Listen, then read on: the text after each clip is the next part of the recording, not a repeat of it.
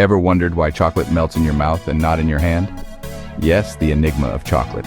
This sweet treat, the guilty pleasure of millions, has a few tricks up its sleeve. Consider this. You hold a piece of chocolate, it remains solid. Yet, the moment it touches your tongue, it melts into a velvety river of sweetness. This is no magic trick. It's all about the science. Chocolate, you see, is made up of unique components that melt at around human body temperature, while staying firm in the cooler climes of your hand. Now, isn't that a mind bender? It's as if chocolate has a mind of its own, deciding when and where it wants to melt. It's almost as if it knows the best way to deliver its rich, indulgent flavor. So, chocolate, with its mind-boggling properties, is indeed a sweet mystery. Onward we go to unravel the delicious secrets of this confectionery enigma. Where does this delightful treat come from? You might be surprised. Our journey begins with the humble cacao tree, a tropical beauty that thrives in the dappled sunlight of the rainforest. This is the birthplace of chocolate, my friends, where the magic truly begins. But before we can even dream of a velvety piece of chocolate melting on our tongues, we need to get our hands dirty. Quite literally, I'm afraid. You see, nestled among the lush green leaves and vibrant flowers of the cacao tree, you'll find the cacao pods. These are not your average pods. They are large, oblong, and come in a variety of colors from green to yellow to deep, rich red. And inside these pods is where the real treasure lies, the cacao beans. Harvesting these pods is no walk in the park. It requires careful timing and a keen eye, as each pod must be picked by hand only when it has ripened to perfection. But the real challenge lies in the extraction of the beans. Each pod is split open to reveal a sticky white pulp encasing anywhere from 20 to 60 beans. Yes, it's a messy business, but someone's got to do it. Now, here's where things get interesting. Just like a fine wine or a good cheese, cacao beans need to be properly fermented to reach their full potential. Yes, you heard it right, folks. Cacao beans, much like us after a long week, need a bit of fermentation to truly shine. This process, which involves leaving the beans in the sun to ferment naturally for up to a week, is crucial in developing the rich, complex flavors we associate with chocolate. So there you have it. From the tropical rainforest to the painstaking process of harvesting and fermentation, the birth of chocolate is a journey of transformation. It's a testament to the wonders of nature and the ingenuity of mankind. From tree to bean, the journey of chocolate has only just begun. Now, how do these bitter beans turn into the sweet treat we all love, you may ask? Well, buckle up, my friends, because we're about to dive into the magical transformation of cacao beans into chocolate. Imagine, if you will, a spa day. But not for you or me. Oh no, it's a spa day for the cacao beans. It all starts with roasting. The beans are gently heated, not unlike a hot stone massage, to coax out their hidden chocolatey flavor. It's a delicate balance, you see. Too little heat and the beans remain stubbornly bitter, too much and they'll sulk, giving off a burnt taste. But get it just right and the beans will reward you with an aroma that can only be described as heavenly. Once the beans have been thoroughly pampered, it's time for the next step, cracking and winnowing. Now this might sound a bit harsh after their relaxing roast, but bear with me. Cracking is just as it sounds. The beans are, well, cracked open. But don't worry, it's not as violent as it sounds. It's more akin to a deep tissue massage, really. It's all about breaking down the beans into their core essence. The winnowing, on the other hand, is a process of separation.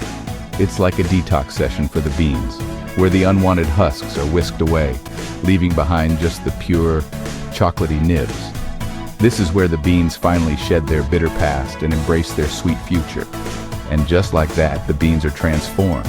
They've undergone their own little metamorphosis, from hard, bitter beans to deliciously fragrant nibs. It's a process of love, patience, and a little bit of magic.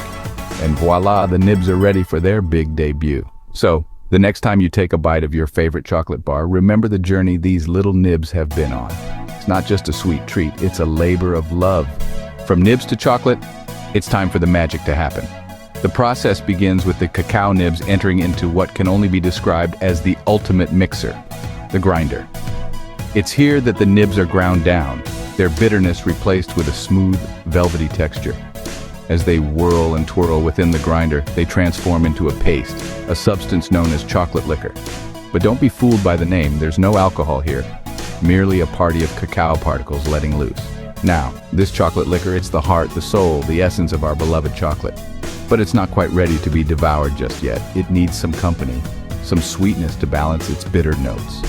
Enter sugar, the life of the party. It's sprinkled into the mix, dissolving into the liquor, sweetening it just enough to make it delectably irresistible. But the party doesn't stop there. Next to arrive is milk, sliding into the mix like a smooth operator. The milk brings a creaminess, a richness that takes the chocolate from good to, I can't stop eating this, great. It's the perfect +1 for our sugar and chocolate liquor, tying all the flavors together in a delicious dance of decadence. And let's not forget the other ingredients that join this chocolate party. There's vanilla, adding a hint of exotic intrigue. There's lecithin, an emulsifier that ensures everyone gets along and mixes well. Each ingredient has its role, its part to play in this magnificent symphony of sweetness. So the grinding continues, each ingredient melding and merging, dancing and swirling, until what was once simple cacao nibs has become chocolate. It's a process as delightful as the product itself, a testament to the magic of transformation. The chocolate party is over, now it's time for some rest. But don't worry, our chocolate isn't going anywhere. It's just getting ready for the next stage of its journey, one that will bring it even closer to your taste buds. So stay tuned for the next exciting chapter in the life of chocolate. After the party, it's time for some beauty sleep. In the world of chocolate, this beauty rest is known as tempering. Now, if you're thinking of a temper tantrum, think again. This is a far more elegant and sophisticated process. In the most basic terms, tempering is akin to a spa day for our beloved cocoa concoction. It's a process where the chocolate is gently cooled and then gradually reheated, but not in a haphazard way. Oh no, chocolate is a bit of a diva and demands precision. The temperatures must be just so, or our star will not shine.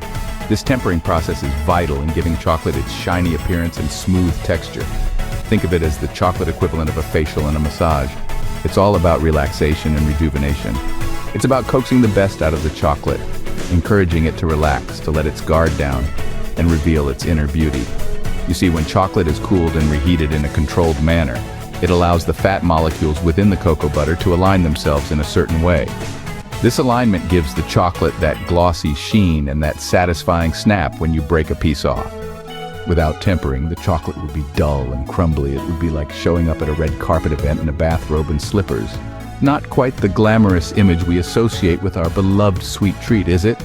In essence, tempering is the chocolate's beauty regimen. It's the final primping and preening before the chocolate struts its stuff. It's the blow dry, the makeup, the final adjustments to the gown before hitting the runway. So, the next time you indulge in a piece of chocolate, take a moment to appreciate the shiny exterior and smooth melt-in-your-mouth texture. Remember the tempering process, the spa day, that helped to highlight the chocolate's best features. And there you have it, the secret life of chocolate. It's not just about cocoa beans and sugar, it's about tempering and timing. It's about beauty sleep and spa days. It's about the art and science of making something truly indulgent, and isn't that just a bit delicious? So, what have we learned about our beloved chocolate? Our journey began with the cacao tree, an unassuming hero of our story, flourishing in tropical climates around the world. From its branches, we harvested the rich cacao pods, each one a treasure chest of potential sweetness. Inside these pods, we found the cacao beans, the true heart of chocolate. We've seen how these beans are fermented, a vital step that unlocks their hidden flavors. The beans are then dried, roasted, and ground to a smooth paste known as chocolate liquor. This chocolate liquor is the canvas upon which our chocolatiers work their magic. They add sugar, milk, and other flavors, molding it into the delicious bars we all adore. From tree to bar, it's a process that requires patience, care, and a touch of alchemy.